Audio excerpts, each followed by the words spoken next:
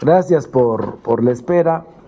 Como ustedes dieron cuenta, hace unos minutos terminó el diálogo, la apertura de los diálogos nacionales para el bienestar, para la democracia, para la justicia y para la libertad, que condensan en esos 4 ejes temáticos no solo las 18 iniciativas de reforma constitucional que presentó el presidente de la República, que tienen como cámara de origen la de las y los diputados, y las 2 iniciativas de reformas legales, sino también se incluirán las iniciativas que, agrupadas en estos 4 ejes, insisto, el de la libertad, la justicia, la democracia y el bienestar, han presentado ya los grupos parlamentarios. En principio, déjenme decirle que celebro que finalmente en México la expresión genuina de la representación popular, que son las y los diputados y la Cámara de Diputados en su conjunto como régimen democrático de partidos, realmente sea un espacio de debate, de discusión abierta, democrática, plural, diversa, como es la sociedad mexicana. Que sin ningún rubor ni sin tapujos, cada grupo parlamentario expresó abiertamente cuál es su visión de las cosas con relación a las iniciativas de reforma que plantea el Ejecutivo, pero también las que ellos mismos quieren proponer, y que sea de cara a la nación. Es un ejercicio, sin lugar a dudas, que sienta un precedente en Cámara de Diputados, de que la discusión, el debate, el diálogo de los representantes populares debe de darse de cara a quienes representan, en este caso, cada uno de nosotros representamos a un pensamiento distinto, a una visión distinta en nuestro país. Nosotros, como mayoría, Morena y sus aliados, decidió que aun cuando tenemos la representación mayoritaria del pueblo de México, queremos que esto se abra para que quede expuesta hacia los mexicanos de manera abierta y plena cuáles son las 2 visiones de país que se tienen. No pensamos igual acerca de la libertad. Nosotros creemos en el libre albedrío, creemos en el libre desarrollo de la personalidad como un derecho humano y como un derecho de las y los mexicanos, iniciando porque las mujeres y los hombres son libres de decidir sobre su cuerpo, sobre sus ideas, sus creencias, sus preferencias. De la misma manera, no coincidimos en el concepto que tienen de justicia. La justicia también es un derecho, y que cada quien debe tener lo justo, y que los impartidores de justicia debe de permear ese criterio en el momento que imparten la justicia.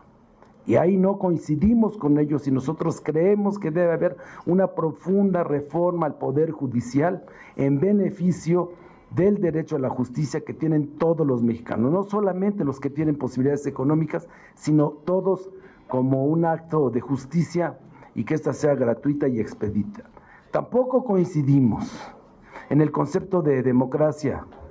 Para nosotros la democracia emana del pueblo y se deposita invariablemente en beneficio de él, y son los mexicanos, las mexicanas, las que libremente, haciendo uso de ese derecho, de su madurez, de su conciencia plena que tienen para decidir, que ellos decidan quiénes deben, no solamente de ocupar los cargos de elección popular partidaria, sino también que tengan la oportunidad de ocupar cargos en los otros poderes, especialmente en el Poder Judicial y en toda la estructura que deriva del Poder Judicial.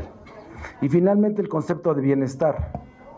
La fraternidad, la solidaridad son testimonios del bienestar, y para nosotros el bienestar significa abatir desigualdades. El bienestar significa una mejor redistribución del ingreso. El bienestar significa que todos los mexicanos tengan acceso a los mismos servicios en las mismas condiciones, sin importar su posición social, ni su posición económica, ni color de piel, ni la lengua que hablan. México es un país pluricultural, multiétnico, y se representa a través de partidos políticos, porque así lo establece la Constitución, y por eso yo celebro en principio eso. Lo hicieron abiertamente, se fijaron las posturas claras de las dirigencias. Nosotros fijamos nuestra postura clara del movimiento, que tiene como sustento primigenio, como sustento natural, a las y los mexicanos que simpatizan con nosotros y que militan en nuestro movimiento, pero que nos abrimos democráticamente a todos los pensamientos y a todas las ideologías. Por eso lo celebro. Celebro también que el Senado de la República, con el voto ponderado de la mayoría de nuestra coalición, haya aceptado para que trabajemos como Congreso mexicano, no solo como Cámara de Diputados, sino que participa la Cámara de Senadores. Y se extendió, y también dio gusto ver que por primera vez en muchos años estaban aquí los presidentes de los órganos de gobierno en los congresos de los estados del país.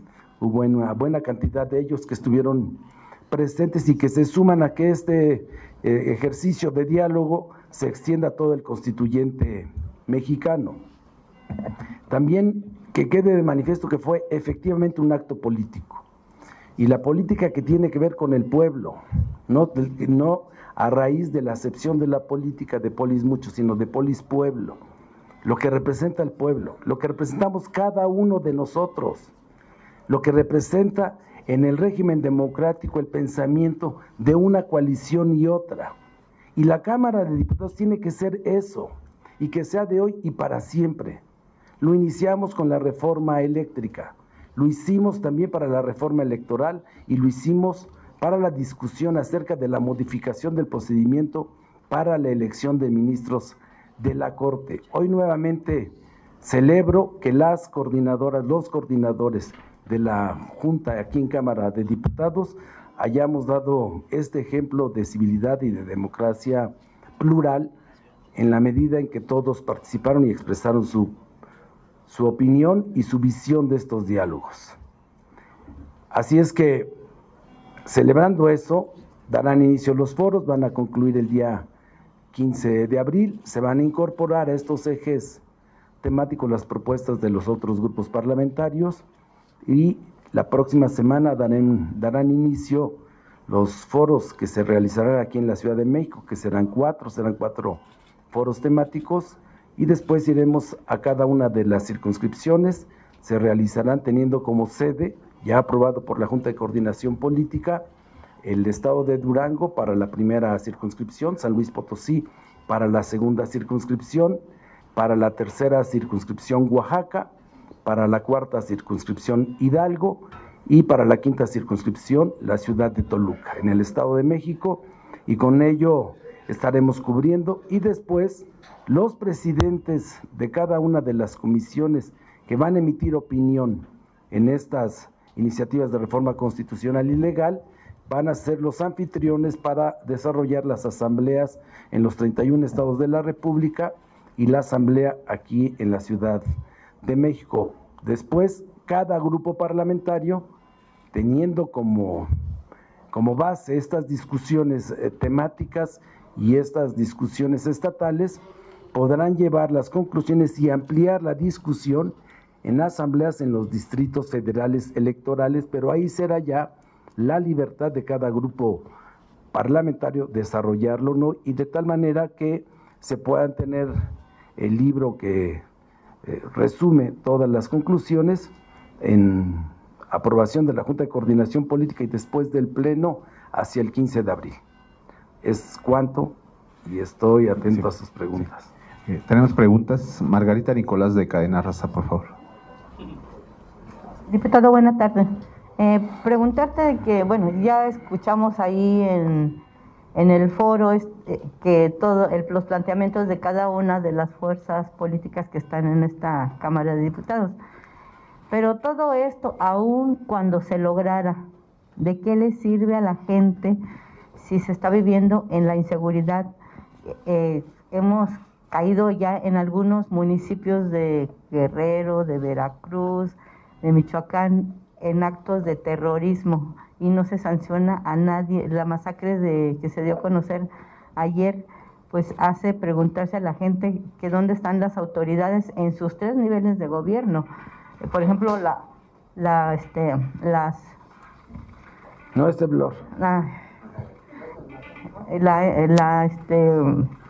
secretaria decía ayer que solamente son 50 los municipios que están bajo la metralla del narcotráfico. ¿Cuándo se va a sancionar a estos grupos? Porque en la Constitución, si mal no recuerdo, la cuestión del terrorismo es un delito. Y, por ejemplo, se usan los explosivos en los drones, en las minas, se abate a los militares cuando están haciendo sus revisiones y no hay absolutamente ningún detenido. ¿Para qué nos sirven tantas leyes si no se están aplicando? Y también, ¿cuál es el compromiso de la mayoría del gobierno federal, pues de que esto realmente se cumpla y que no quede en un catálogo de buenas intenciones? Gracias. Bueno, yo creo que cada poder en el país tiene expresamente señaladas cuáles son sus atribuciones, Margarita. Está claro que la Cámara de Diputados le corresponde hacer las leyes, darle seguimiento, aprobar el presupuesto y darle seguimiento al cumplimiento del presupuesto para lo cual fue aprobado. Le corresponde al Poder Judicial atender precisamente lo que tú dices. Hay una severa crisis de impartición de justicia desde las propias fiscalías. Y ayer lo comentamos con la secretaria. Hay una crisis en el Poder Judicial. Vemos las resoluciones que están emitiendo los jueces de distrito con relación al amparo, por eso merece un juicio, el juicio de amparo, para evitar estas distorsiones que se están dando en materia de impartición de justicia. Hay que revisar que la Judicatura Federal realmente haga la chamba para la cual fue concebida con la reforma que dio origen a ella. Y la Judicatura Federal le corresponde evaluar el desempeño. ¿Cuándo se le ha preguntado, se le ha cuestionado a la titular de la Judicatura Federal, a la presidenta, cuál es la evaluación del desempeño de los juzgados de distrito, de los jueces especializados? No hay. Nos cuestionan a nosotros, ayer lo platicaba y lo decía bien el diputado Moreira, se le cuestiona y todos se voltean a ver a Palacio Nacional, pero no empiezan a ver al interior. El grave problema de impunidad es porque hay una crisis en el Poder Judicial. Por eso es que se está presentando la iniciativa de reforma, si no, no se va a solucionar. Ayer fue noticia que un juez decidió modificar la prisión preventiva oficiosa en contra de una persona.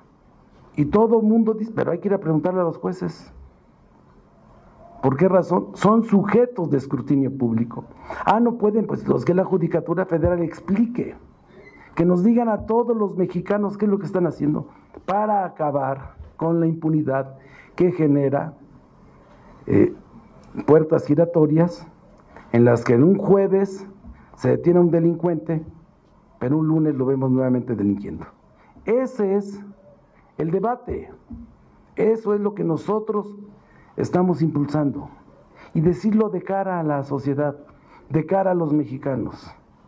¿Qué está sucediendo en cada uno de los territorios de nuestro país, sean municipios o sean estados?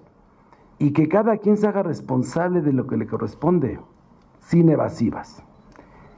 Y luego, la otra cuestión, nosotros lo vamos a hacer públicamente, lo vamos a debatir, lo hemos dicho, aquí no hay cifras negras, se dice abiertamente.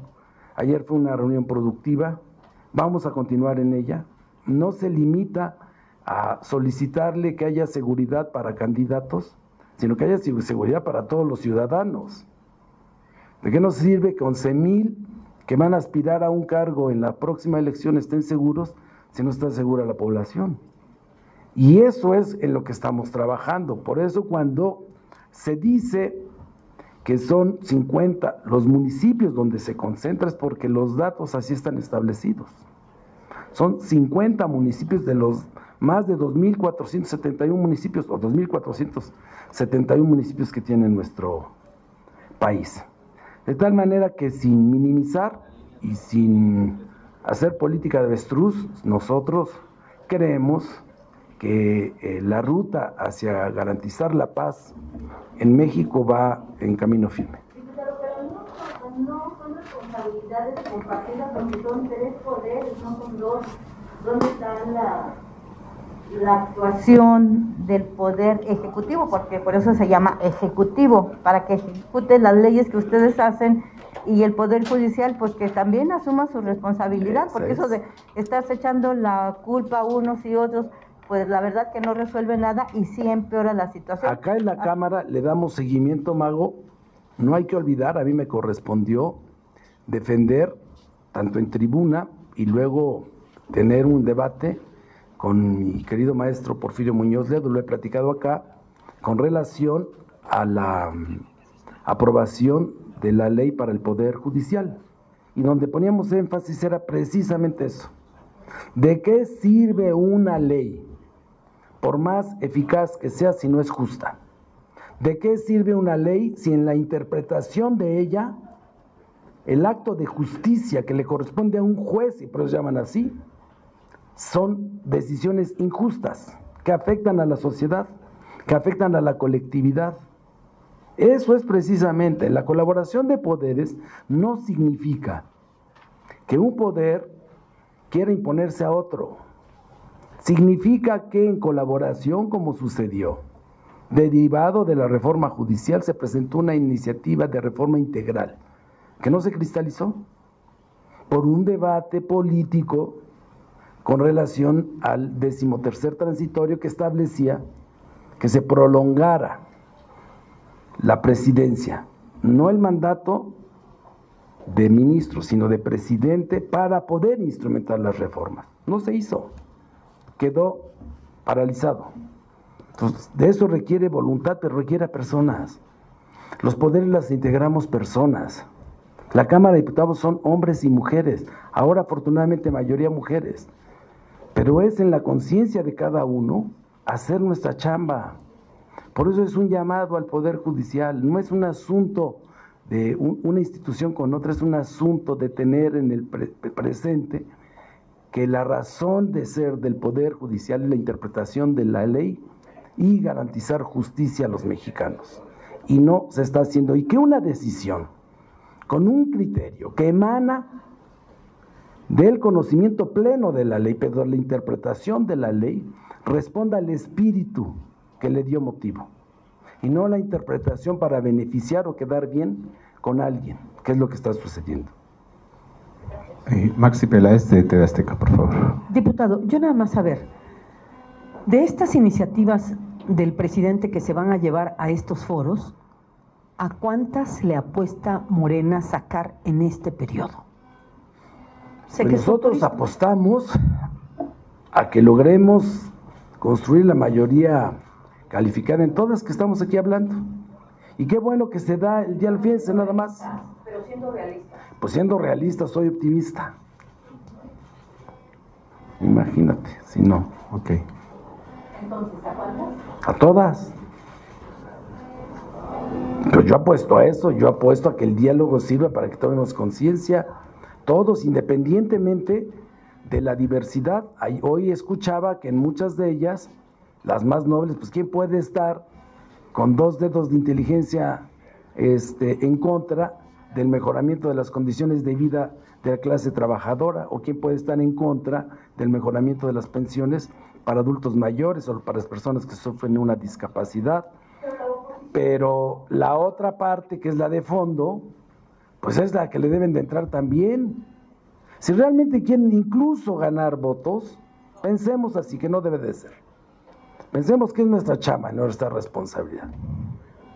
Pero como diría el filósofo supongando, que es gerundio, suponiendo que es un tema electoral, deberían de votar a favor para que hubiera seguridad, para una reforma al Poder Judicial, y no estar con atavismos.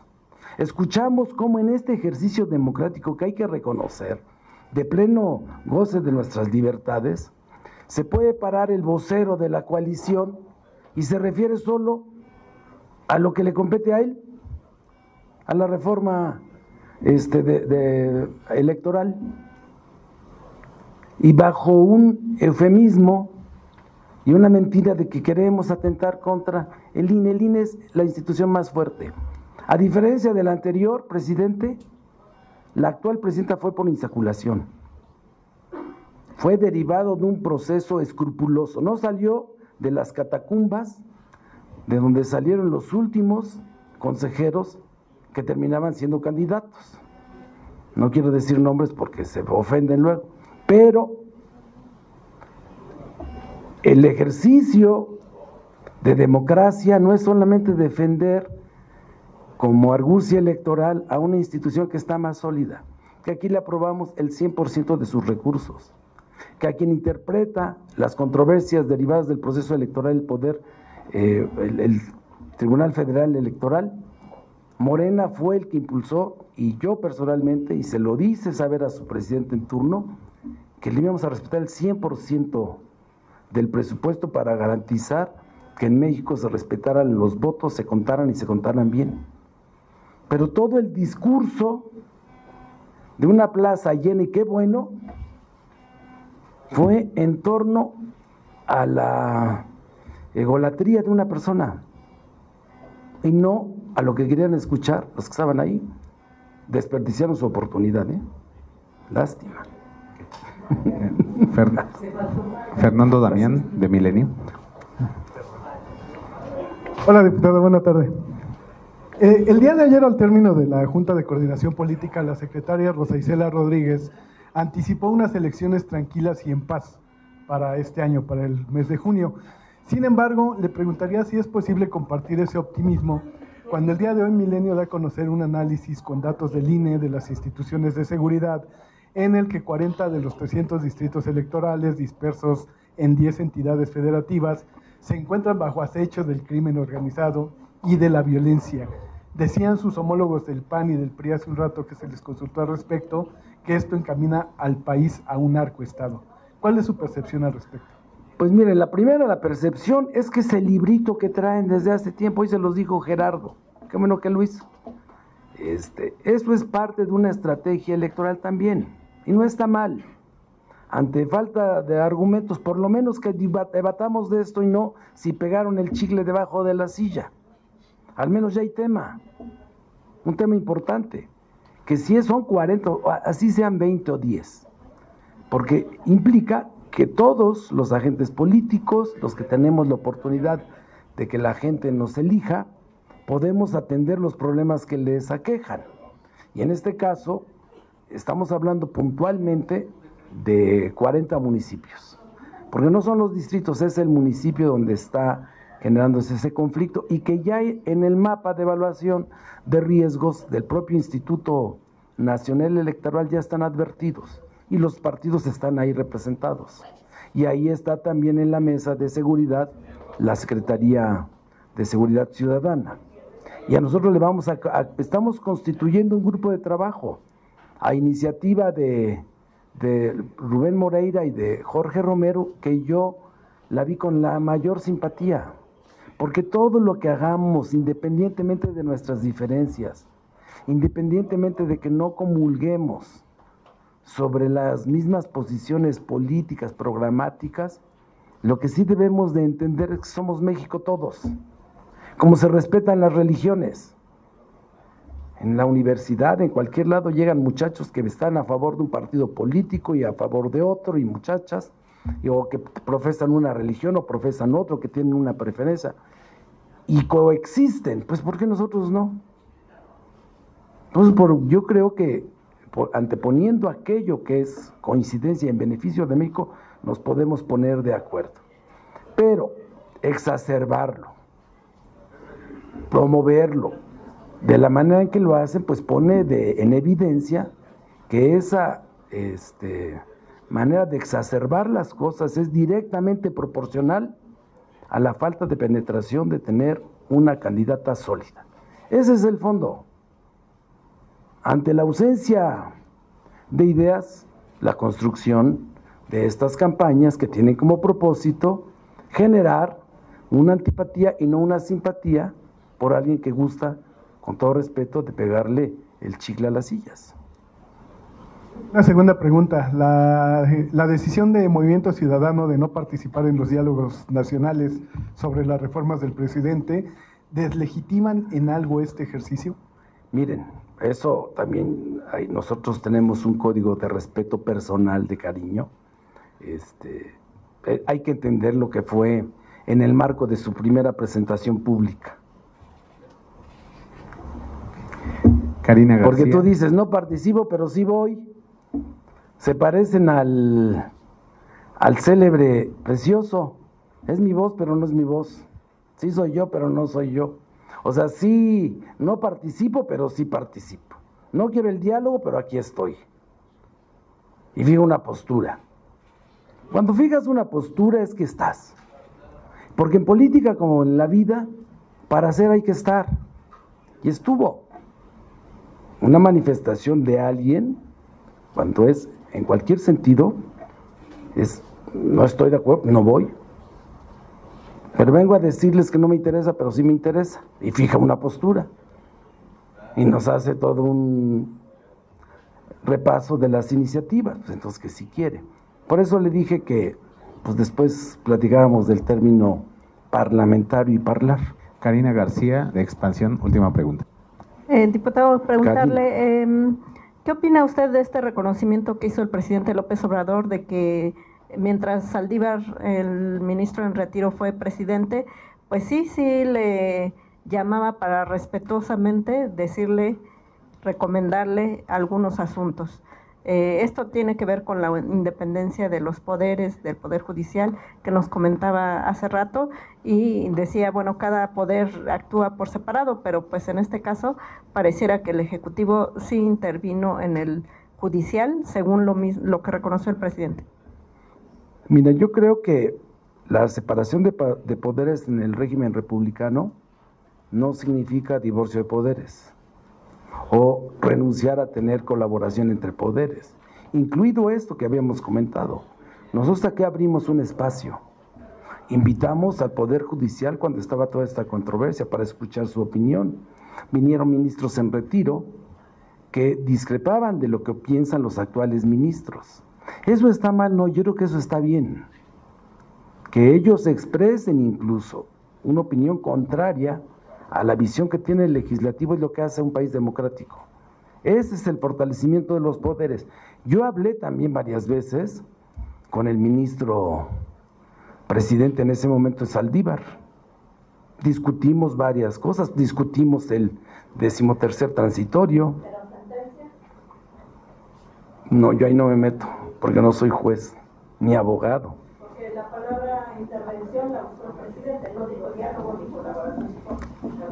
No tuve la oportunidad, con toda honestidad, de oír la mañanera hoy. Muchísimas gracias, coordinador. Gracias. Claudia. Me queda una duda. Después de estos foros, 41 van a surgir miles de comentarios. Entonces, ya la oposición ya les dejó claro en qué no van. Y otros temas en los que sí están dispuestos a tener una especie de negociación. Ustedes y Morena y los otros partidos aliados están dispuestos a negociar algo, porque ya tenemos la experiencia desde la pasada legislatura y que convocan a parlamentos abiertos y a la mera hora pues se echan para atrás, ¿no? Como en las 12 puntos. ¿Tú te acuerdas que lo platicamos contigo, Claudia? Sobre las 12 propuestas que hacían de modificación a la reforma a la industria eléctrica, eran 13. Solamente una no coincidíamos, era la de los generadores independientes, que quería que se mantuviera el abuso que estaban teniendo, derivado de un desconocimiento total y pleno a la Constitución, y ellos se echaron para atrás. De la misma manera que fue en la industria eléctrica. Todas las propuestas, y que después, espero, se mantengan, porque ese es el gran problema. Igual nos pasó con la reforma electoral. Fueron los iniciantes, propusieron la adenda para sus modificaciones. Se aprobó en la comisión por unanimidad, y en el momento que iba a andar en el pleno, les jalaron la oreja, se los treparon a un camión de redilas y los llevaron con Claudio X González y se echaron para atrás. Pues esperemos que ahora no haya ni camión de redilas, ni los jalen de la oreja, y que lo que nosotros aceptemos se incorpore, cuando llegue al pleno lo vote. Espero, yo soy optimista. Usted no le van a jalar a usted las orejas desde el Palacio Nacional para que no le cambien una coma a las iniciativas del presidente, porque eso pasó desde la eléctrica, y también Morena tendría toda la posibilidad de hacer redacciones que retomaran el Parlamento, no solamente en una negociación con la oposición, sino que tomarán en cuenta lo que dicen los expertos, cambiarle algo a las iniciativas donde le señalan que está bien o que está mal o que tendría que corregir. Ustedes tampoco han colaborado en hacer ajustes a la redacción del presidente, o sea, simplemente ustedes tampoco han querido. A lo mejor los otros se echan para atrás, pero usted tampoco ha podido hacer un cambio a las iniciativas presidenciales. Yo lo que le estoy preguntando es si usted va a estar dispuesto a cambiar las iniciativas, no para que hacen parlamentos en los que ya sabemos que son horas y horas, y a la mera hora ignoran a la gente que viene, no le hacen ningún cambio y tienen un voto en contra, además de las iniciativas. Usted ya sabe cuáles no van a pasar. Mire, hablemos nada más para no polemizar, pero foros de la reforma eléctrica. Quien vino a defender su postura de que se tocara nada de la infame reforma a la industria eléctrica del 2014 eran los dueños de los generadores independientes y beneficiarios del 60% de la generación en México. ¿A quién sí escuchamos?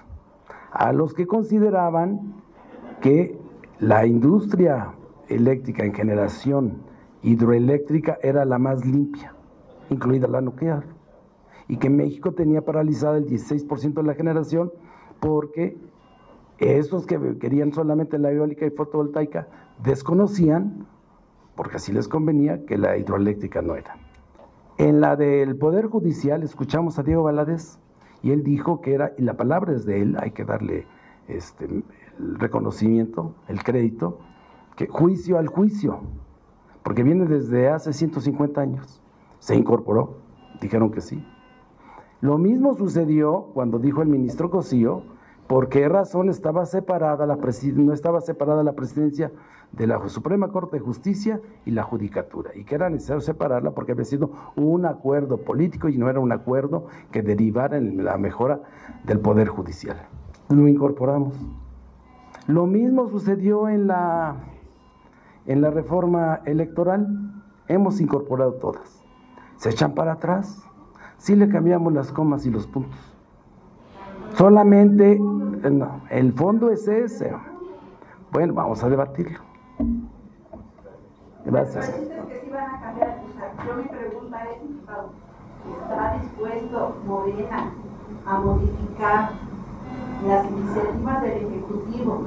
Como lo hemos hecho con presupuesto, que tuvimos reasignaciones, y no, en este momento el tribunal no tendría los 687 millones de pesos adicionales.